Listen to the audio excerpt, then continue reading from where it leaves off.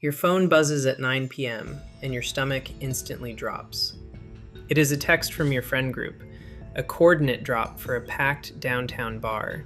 But to you, it reads like a deployment order to a war zone. You physically feel your soul trying to exit your body through your rib cage.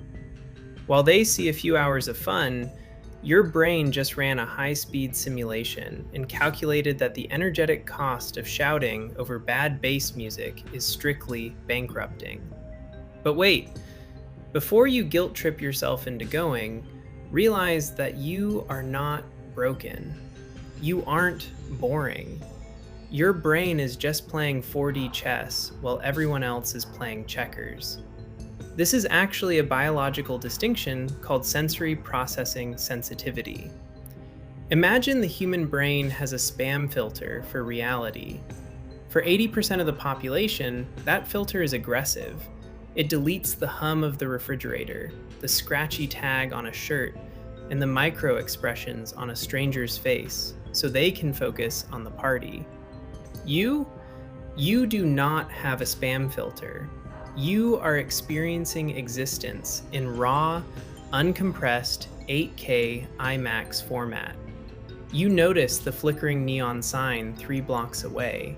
You hear the passive-aggressive shift in your friend's tone when they say they're fine. You are processing gigabytes of sensory data every single second while your friends are running on dial-up. It is exhausting, but it is not a defect. It is an evolutionary superpower. Rewind 50,000 years. The people partying loudly around the tribal fire, they got eaten. They didn't hear the twigs snap. You kept the tribe alive because while they were distracted, you were hyper-analyzing the wind direction and smelling a predator a mile away. Your anxiety was actually high-performance radar. But here's the massive problem.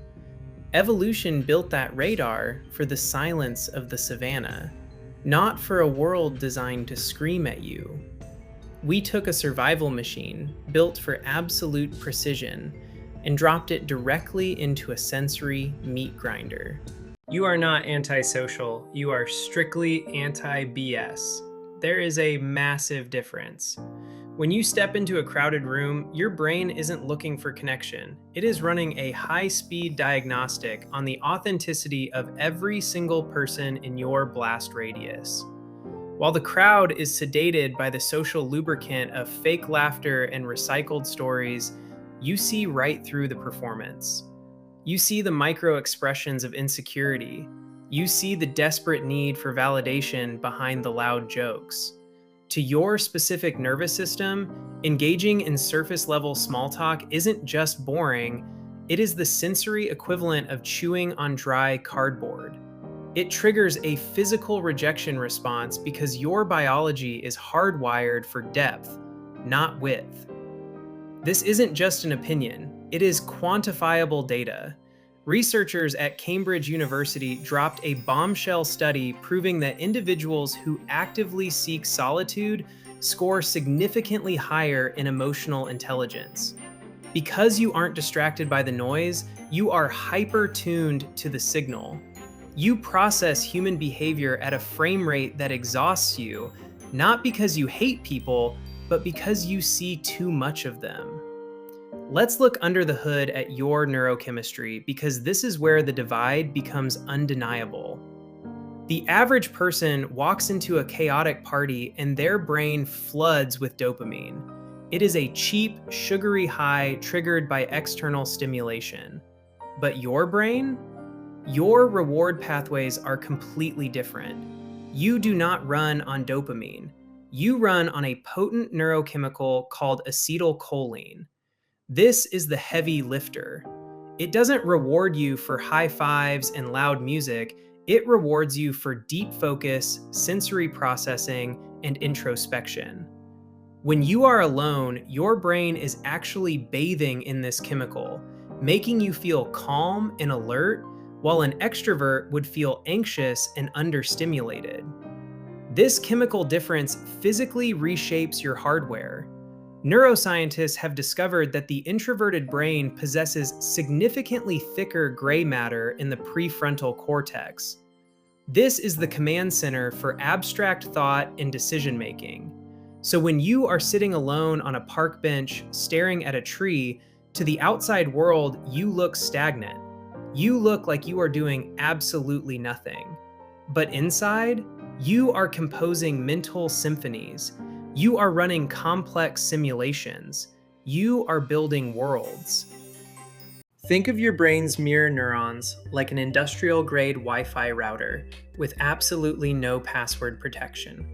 While the average person walks into a room with a firewall up, your system is auto-connecting to every single device in range.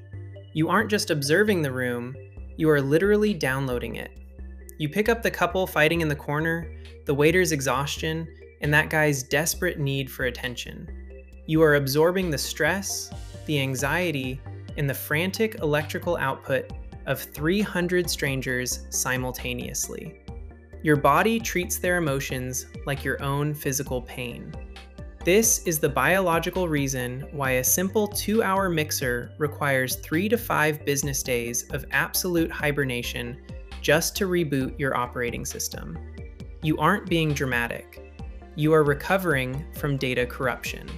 But wait, flip the script. This sensitivity isn't a defect. It is a superpower disguised as a glitch. That open connection makes you an emotional savant. You read microexpressions faster than a federal agent. You understand what people aren't saying before they even open their mouths. You aren't antisocial. You are hyper-aware. You are experiencing reality at 4K resolution while the rest of the world is watching on a grainy black and white set. So when you decline that invite to the mega concert or leave the crowded bar without saying goodbye, stop apologizing. You aren't running away from life. You are running toward yourself.